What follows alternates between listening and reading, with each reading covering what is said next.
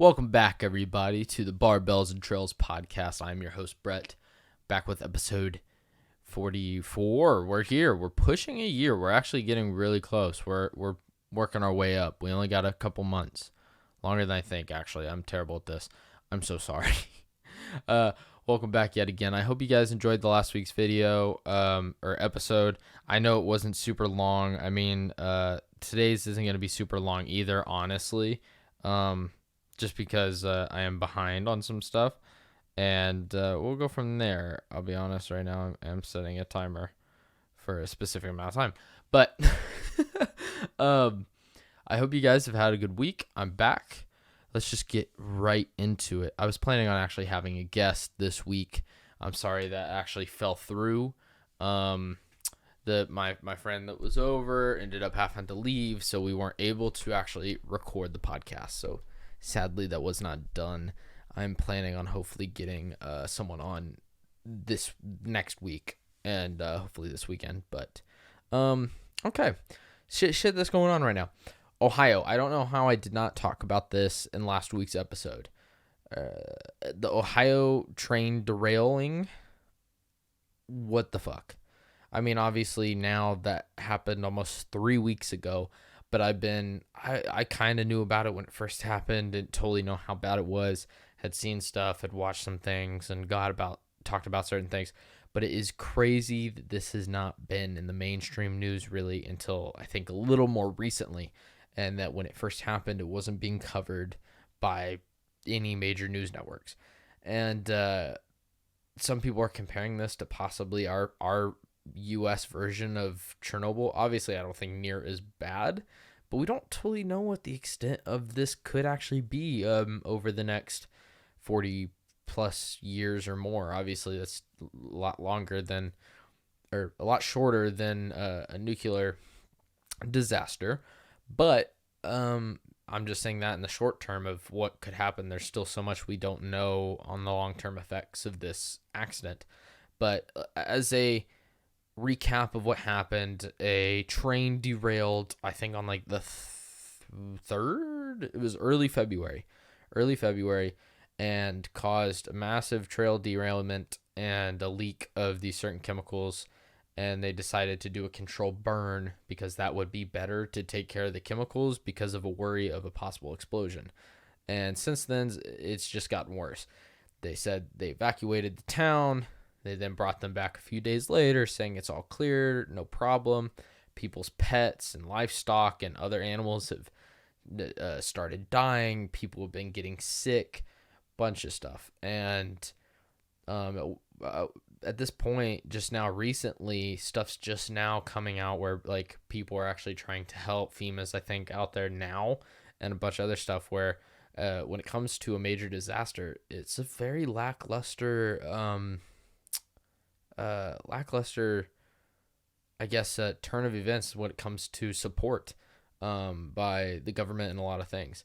So I think it just came out recently that some of the studies that have been done on the water so far that said that it was a good drink wasn't actually done by the EPA. It was done by a contractor that the train company had actually hired.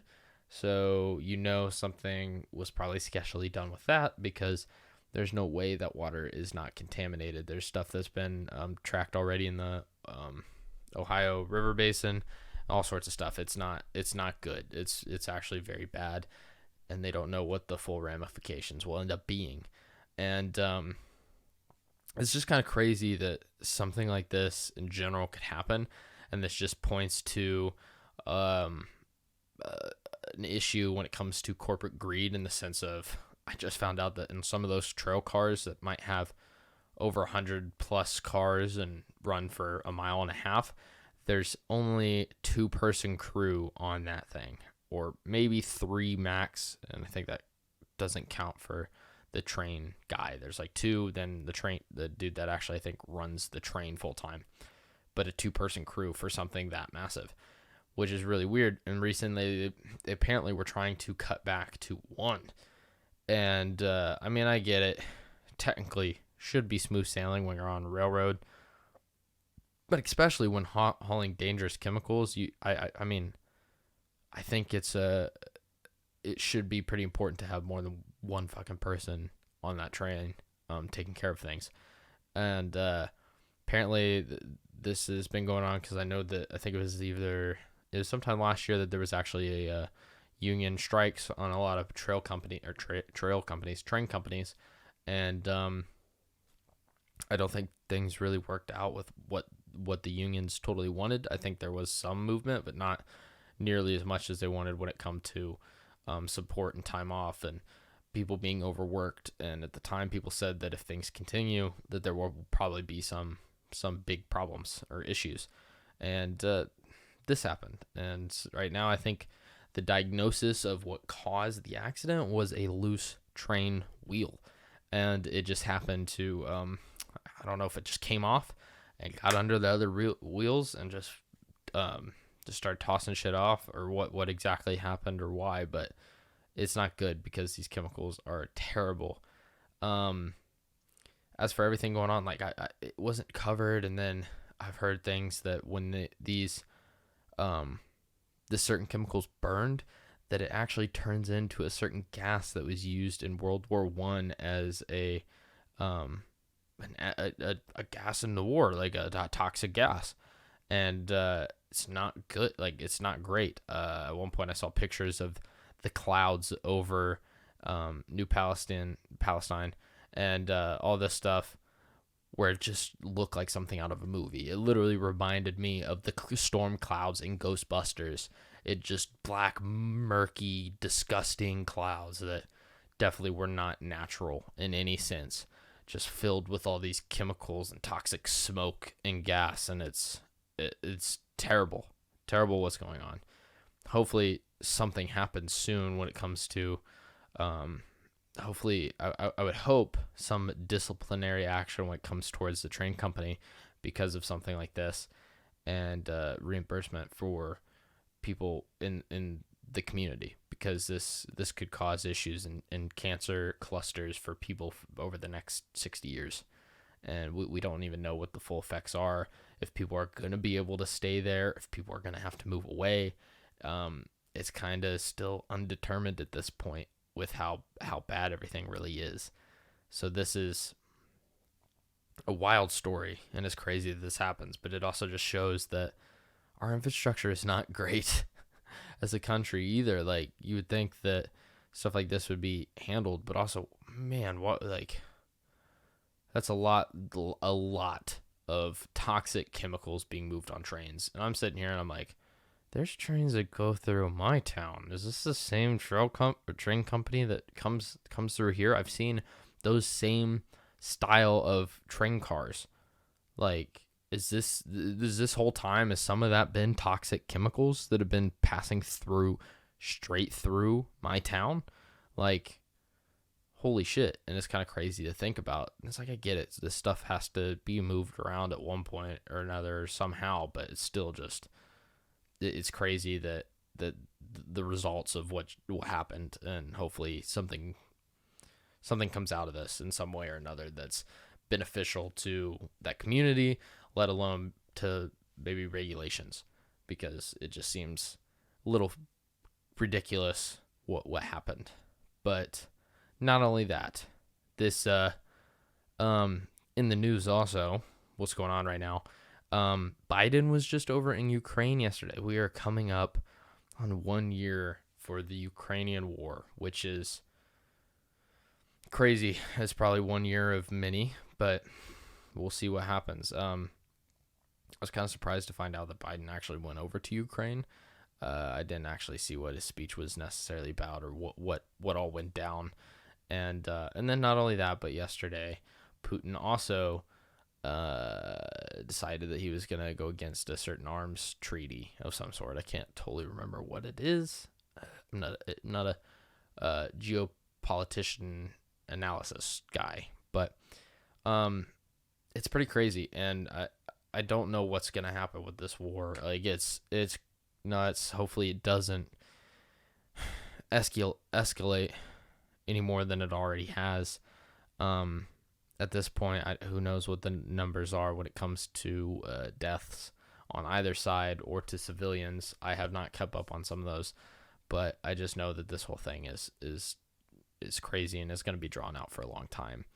The one thing I hope is that we don't escalate in some way. And at this point, it's come out that the United States alone has given, I think, almost $50 billion in support to Ukraine and over $20 billion just in military military aid in some form. And in general, I think that's more than any other country. We have done every country's combined contributions and some, I'm pretty sure. And it's kind of crazy that we're basically fighting a proxy war at this point. Kind of like, I don't even know what would be the closest thing. Iraq, honestly, very similar. When Russia was in Iraq. So this is pretty wild that we're getting this involved and doing things that originally, when the war broke out, we would not have given them. I mean, we're sending tanks there soon now, and at the beginning of the war, we like Biden and the administration said that it would not, that was too far, and that we were only going to supply defensive weapons. And at this point, it's not looking so, and it's just going to mean more death on either side. And I think that if we get too involved, we don't need an escalation. I would not like to live to see World War III. I hope it doesn't happen. But just this whole thing is so caught up in so many different ways where it's like, I don't think that in any way we shouldn't support Ukraine. We shouldn't help. We shouldn't try doing something. But at the same time, trying to use them as our fighting force against Russia is kind of fucked at the same time. And I don't think President Zelensky or whatever can also demand for weapons and money and whatever he wants from us just because at one point, the one thing I've heard and I've seen, and it makes a lot of sense, is they're not grateful for the shit they've already gotten. It's like, in all reality, no country owes Ukraine anything when it comes down to it. We have given way more than what should be expected, and he still expects more from us. And at one point, I get it. It is a just cause, but even in a situation like that, you should be grateful for what you got. And I think it was just last week I believe last week, that Elon Musk basically told him, or told someone, I don't know, that he was cutting communication lines, at least in the amount of support he was giving with Starlink. And because he said he did not want to be affiliate of possible war escalation into World War III for helping communicate on frontline attacks against possible, let's say, actual Russian territory if they move into Russia and attack Russian cities or something, if it actually spreads into Russia. And so I don't know exactly what he did or how he did it, but I think he limited communications on the front lines for specific things. They still have communication, they still have internet, but he somehow limited their access, which is both kind of impressive, but I don't totally know how it works. Some people say that that's ridiculous, but at the same time, it's a privately owned company. He's not being paid to help them. He did this out of the kindness of his heart at one point to be like, hey, like, this is shit. If we can help, we're going to. And the Pentagon even wasn't gonna pay him for his work by doing this and allowing this to happen and compensate the company at all. So considering this wasn't built for military application, I completely understand why he's kind of against this. I wouldn't be against promoting a war like this in any sense. And he gets a lot of backlash. He really does. And I do get it in certain instances, but at the same time, I think out of most billionaires, Elon Musk has probably done a decent amount of good in some way. But at one point, I don't think he totally cares about his outlook. I think he has, or about the lenses people see him through. I think he's just focused on whatever it is he's working on. He's like, I want to develop rockets. I want to develop internet around the world for people. I want to develop self-driving cars and electric vehicles to keep people safe and do all this stuff. And I don't think his goal was ever to get rich, but because of the things he works on, he's made a ridiculous amount of money. So, hey, I can't blame him. The guy works way harder and is way smarter than I will ever be.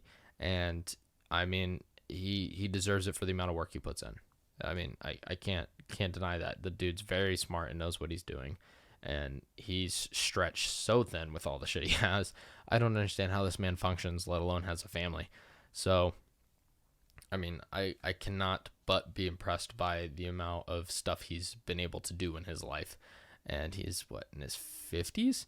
So we might have at least another good 20 years of him doing stuff. So it's going to be crazy to see what happens in the future. But speaking of military and weapons, I actually went to a gun store this weekend. I have not been in a long time. I was actually with my dad. He was just getting some ammo, and we were just walking around looking at shit, and I hear certain things I hear certain things. I know people's stances at one point about guns and certain things, and like I've watched the Sidemen, and specific people in the Sidemen are super against guns and don't understand why it's such a thing in America. And at one point, I get it. I understand why they look at it so weirdly, considering the issues we do have with guns to an extent when it comes to mass shootings and shit along those lines. Completely understand their point of view on why. They really, really don't get it. But being there, I think I haven't been in a long time, and I think I realized that this is just a part of, I think, like the American culture, having the ability to buy weapons or guns as you wish, having that right, that being something that is very American, that many other countries do not allow, not close to the extent that we do. There's like 127 guns per 100 people in the United States. We have more guns than we do people. And I get why people dislike that. I mean, I think, me personally, I'm not a fan of war or necessarily carrying a gun or having one because of what it possibly means, because I personally do not want to take another life. And I feel like in a society like today, being so advanced that we're supposed to be compared to our past 200 years ago, 500 years ago, 3,000 years ago, that I feel like it's sad that we still resort to very archaic forms of violence against one another. And it sucks, and I wish that's not how it was. But I don't think that we shouldn't have the right to defend ourselves if we don't want to. Because sadly, life isn't perfect, and people aren't always nice or kind, and there's not ever not going to be crime and death and violence. And I think people should have the ability to defend themselves if they want to. And it is what it is. I just think that our culture is so different than the UK's in particular, because for me, it's like I can walk into a place and see guns and on a rack and at a gun store, or even in a Walmart or something, whatever, wherever you can buy them. And it's like, to me, it's not abnormal. For other people, it is. And it's just kind of like, that's just our culture.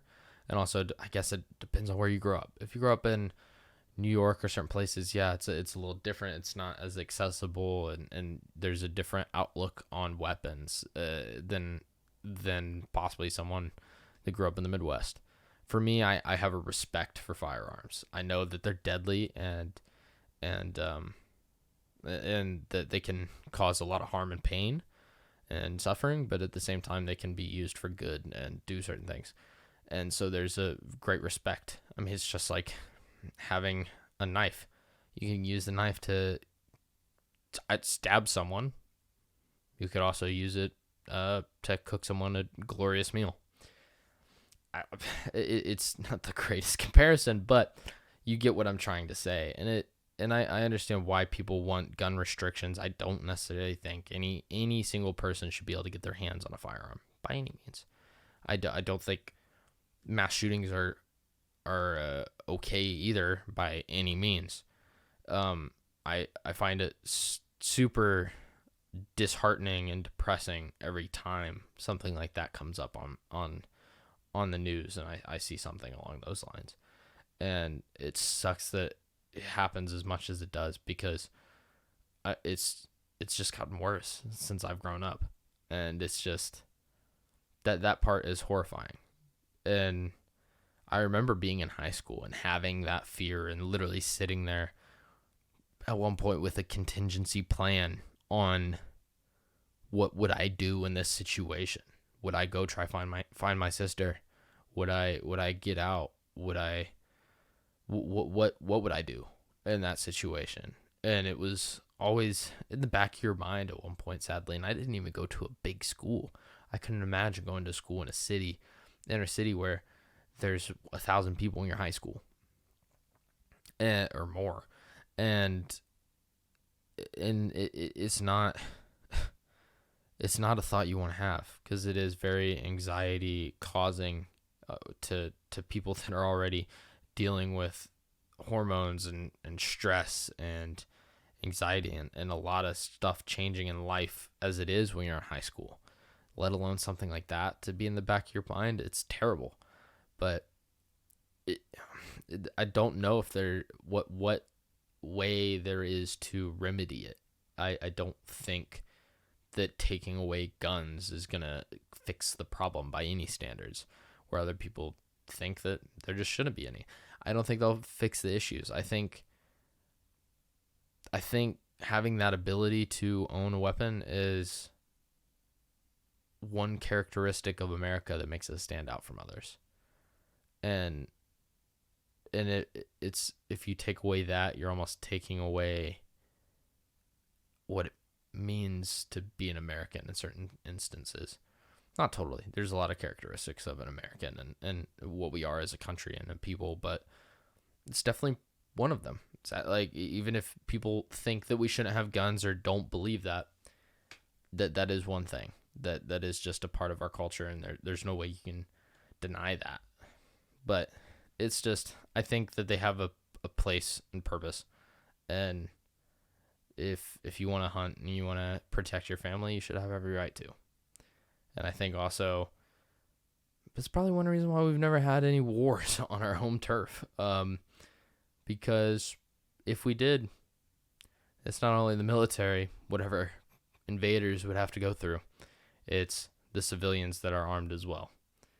And also I feel like the dynamic of gun ownership in the country also gives us more abilities as civilians to have power over our government in a way. Obviously, people will say, well, what the hell is a pistol or even an AR going to do against a F-16 if for some reason there was conflict in a civil war where the government was fighting civilians?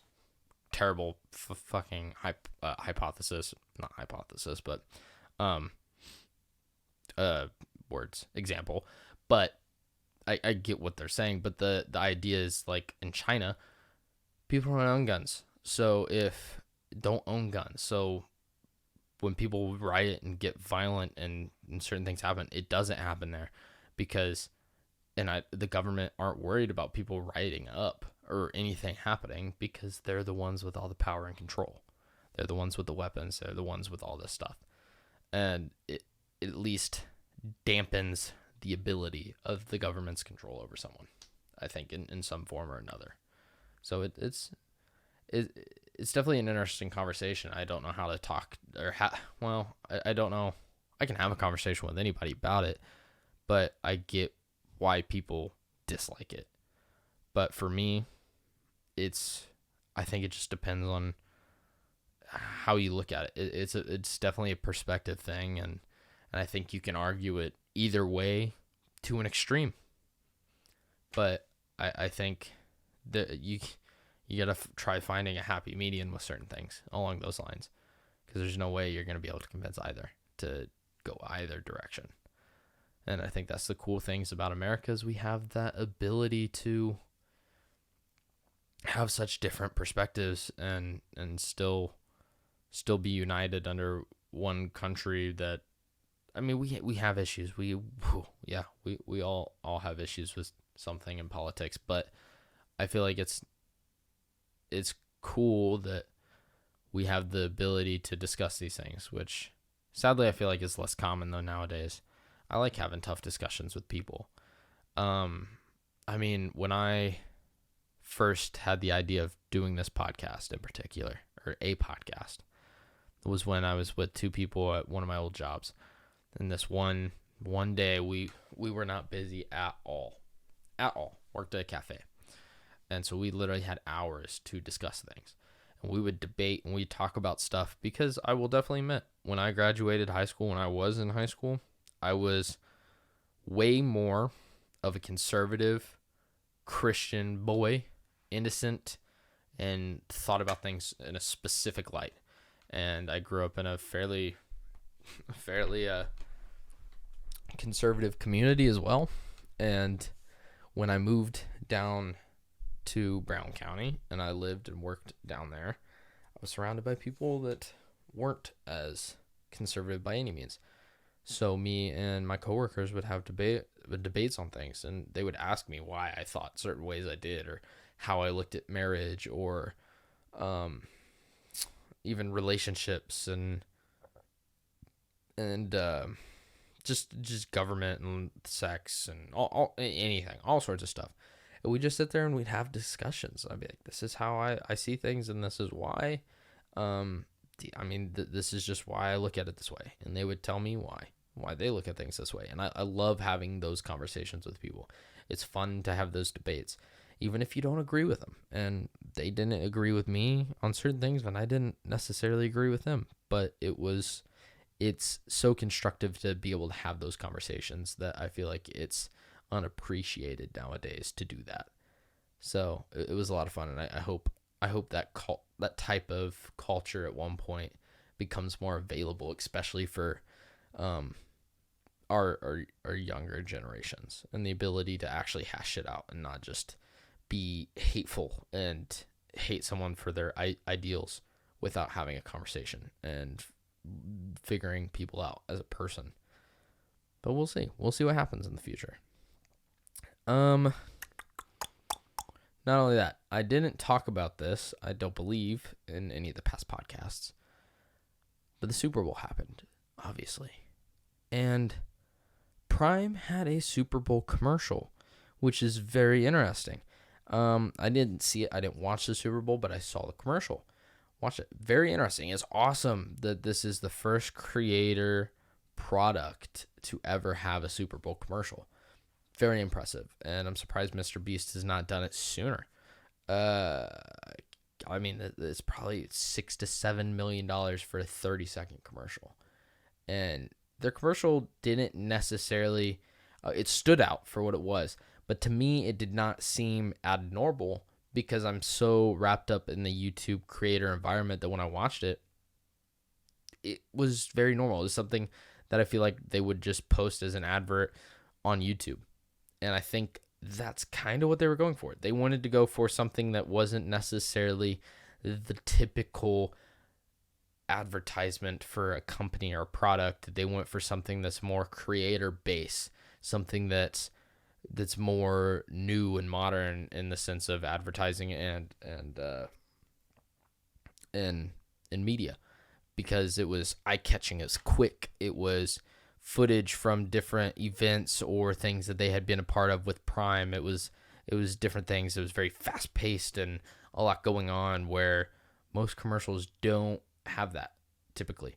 And so it caught your eye for different reasons. And I feel like they were able to take something that they were good at in certain things and very creator economy characteristics and bring it into the mainstream and be like, this is how we do things. And I thought that was really cool. I thought that was awesome that they had that and was able to kind of show a different form of advertising and something that's different than the average company. I mean, they've been able to do some amazing things in the past year and 2 months, and that's crazy how much they've been able to do in that time. I mean, I think JJ just released his own unique flavor, which I think is like a orange mango that you can't buy in the US, I don't believe. I think you can only buy it in the UK, so that's pretty interesting.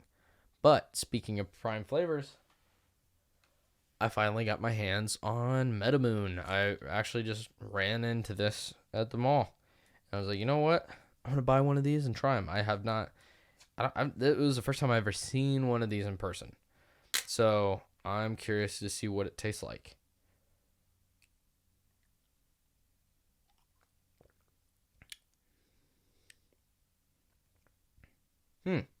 Okay.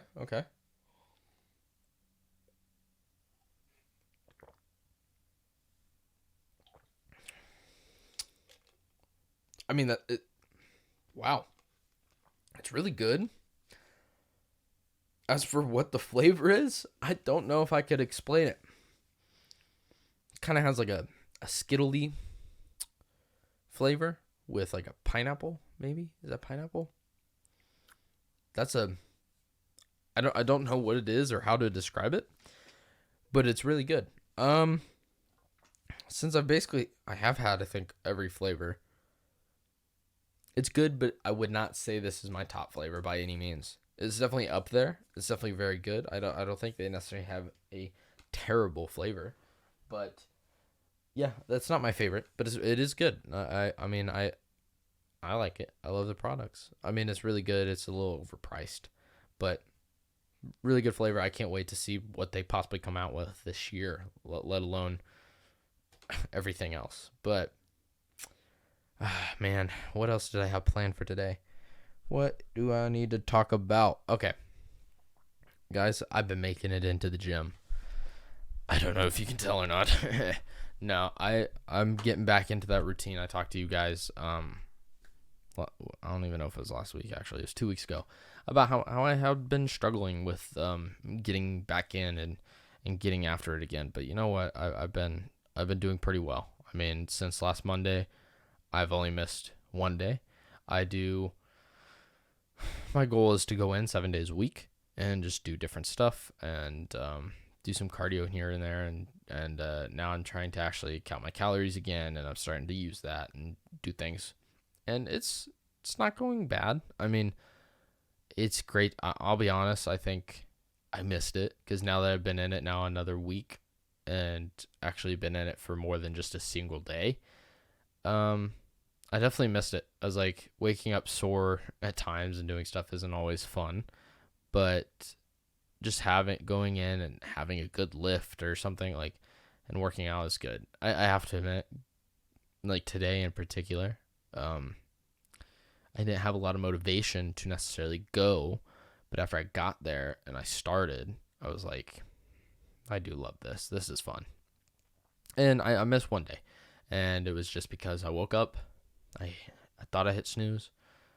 Apparently I did not, and I fell back to sleep for like an hour and a half. I was like, by the time I got up, I was like, oh shit. I mean, I made it to work, but I was like, I cannot go to the gym today. Never mind. So I did miss one of my leg days last week, but no, it's going great, and I do love it. It definitely, yeah. I mean, it's a struggle at times to get myself to be like, yep. Like, gym, love it. Can't wait to go and wake up and do this. So get up at 5 a.m. Can't wait to get in there or even take a cold shower. Like we've talked, it's not fun, but I'm getting in there. I'm trying to make it more of a habit and part of my routine. I'm counting my calories again. I'm trying to track everything and get back after it. And it's kind of a pain in the ass at times, but I enjoy it. I really do. And hey, if anybody needs a gym partner, I'm here for you. But man, I'm trying to think what else I had to talk about, guys. I'm so sorry. It's been a long week. I've been working, like I said, I've been studying.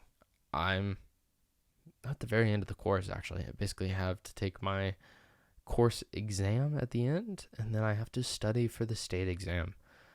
I'm to that point. I'm very close to the end, so I've been able to get quite a bit done in the past month. I think I've had not even a month, basically this month alone, I've done, I think, almost 60 hours worth of studying. So I have not, I haven't just not studied. This isn't, I'm not messing around when I'm like, yeah, I haven't been able to do some stuff for the podcast. I haven't been able to do stuff. No, that it's true. I've been slacking, for certain reasons. I mean, like, these are shorter episodes. I haven't been as prepared for making podcasts, and that's 100% true. And I haven't posted on the Clips channel now in like 2 weeks, which I really feel bad about, because I want to, but I just haven't had the time to necessarily do it. And I'm like, well, I did precaution everyone that it's gonna take a dip somewhere somehow, and I guess that's how. But I hope you guys have been enjoying. I hope you guys are enjoying the shorts every day, and I can't wait to have a new guest on this weekend. I hope you guys have a great week and you enjoyed this podcast. If you did, please like and subscribe if you haven't already, and I will see you guys all later. Peace out.